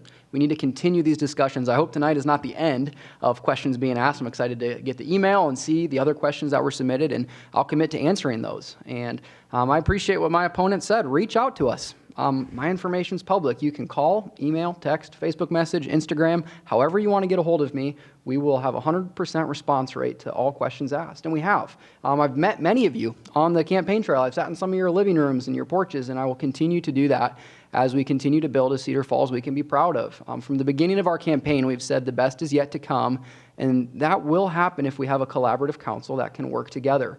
To clarify what Danny was saying earlier with the public event that was had, my problem wasn't with certain candidates being invited. It's when the one who organized the event invited others receive blowback. That is a terrible thing in Cedar Falls when people are organizing events and they're telling others, you cannot come. And I know my opponent called me out for bringing it out in public. I think the citizens want to hear those things in public. For too long in Cedar Falls, we've said only certain people can be in certain places and have certain conversations. In my campaign, I have been committed to having conversations with any group that reaches out. Anyone who reaches out for a phone call, an email, coffee, I'm committed to talking to you and will continue to do so. Thank you for coming. Don't forget to vote on November 7th. Early voting is open now at the courthouse. Reach out if you have any questions. Thank you. Thank you to the League and the NAACP for hosting this event tonight, and thank you to our moderators as well, and those of you who took the time out of your days to attend, to ask questions, and continue to ask those questions. I think that's very important. We all heard tonight the importance of relationships and communication, and I think that's very, very important. I'd like to believe we got a lot of questions answered tonight. We went everywhere from religion to carrots, so I think we did a good job. And I will say that this has been much more different maybe than the last debate I was in, where I got to debate myself. So thank you to the rest of you that were up here as well. It is refreshing to see a number of candidates who truly are engaged and excited about the future of Cedar Falls. And I think ultimately that's a real blessing for our city. I don't think that you find that everywhere. And so I agree with everyone's sentiments that the future for Cedar Falls is very bright. That said, I just, again, ask you to please continue to ask the questions, continue to educate yourself. If you have questions of me or anyone else here, I'm quite certain that this is a group of engaged citizens that want to answer your questions. We want to partner with you, and I look forward to earning your vote November 7th. Thank you. I want to thank everybody that worked so hard to putting this together. I'm not a politician. I'm a citizen of Cedar Falls. That's who I care about, and that's who I will represent. And I will make sure that not only your voice is heard, but that the city council will listen to it as well. I will be your mouthpiece and make sure that those thoughts and ideas are pushed forward, because I think we've all agreed that communication is a big issue, and I will most assuredly relieve that. I will work with contracting. I will make sure that things are done efficiently, that it will be risk averse, and everything will be done to help out the citizens of Cedar Falls. Again, it was great to meet everybody. I appreciate the questions, and thank you for your time. Thank you to our organizers and to all of our volunteers and to everyone that joined us and asked questions. I think events like these are fun. I love coming to them, and I've really enjoyed, especially running for office with all of these wonderful people up here. I think that the world is a different place now, and the things that we want from our elected officials are different than they were in the past, and what Cedar Falls looks like now is different than what it looked like in the past. And I want to be a part of continuing to move Cedar Falls forward. I think we have just many opportunities to make Cedar Falls whatever we want it to be, and you are able to do that through your vote, through whom you vote for. And I would be honored to be your at-large city council representative. So please, as everyone else has said, November 7th, it's got to be on your calendar at this point. Thank you. And I wanted to say that I'm so grateful for getting this invitation, and also it was an honor to be asked to run. I was personally asked to run because of my charisma and my background. So I do greatly appreciate that. And everyone for spending their time this evening and meeting all these wonderful candidates. I mean, it's been a great joy on this path. I never expected in a million years, if you asked me 20 years ago, you would be sitting up here trying to go for city council, be like, what? But so it is super fun, and I love it, and it's very exciting. exciting, and it's very dear to my heart because it would leave, if I am elected on this position, it would give me great joy, and I would leave a legacy for my daughter. And that would mean, like seriously, dear to my heart to do that for her and to empower other women like her with whatever situation you have in life, that you could be amazing and still be positive and loving life. And that's what I would truly bring to City Council, is to look at that different opinion, to flip the coin and say, you know what, we can make this all together. We could all work together, because I get it. I get hardships. I get the struggles in life. But, you know, with my struggle, I made it. I mean, I'm so proud to say that I made it, and I'm here to share that with you, with the citizens of Cedar Falls, with the staff, with the council. And with all my background, I'm that go-getter who takes action. And if you want to reach me, I'd be happy to go coffee with you or walk downtown. I could be reached at anotetoDonna@gmail.com. Thank you so much, and please vote for me on November 7th. Thank you. Thank you all. Before we close with thank yous, let me acknowledge, in addition to being able to vote on Election Day, there are absentee ballot request forms available right outside the door. So if you will not be in town then or need one of these, they are available. Vote in whatever manner suits you best. Please do vote. In addition to thanking all of the candidates for being here and for answering the questions, we want to offer our thanksgiving to everyone who helped to make this possible, including our runners and screeners to get your questions, including the city staff and CFU for televising this. If you are not able to catch up on this, or if those of you here want to watch it again, it will be available on YouTube. And we want to especially thank those of you who are here this evening. You may have missed dinner in order to be here, and we appreciate that. And I will close by saying I know of at least one candidate on the dais who might be able to recommend a restaurant in town. Thank you very much.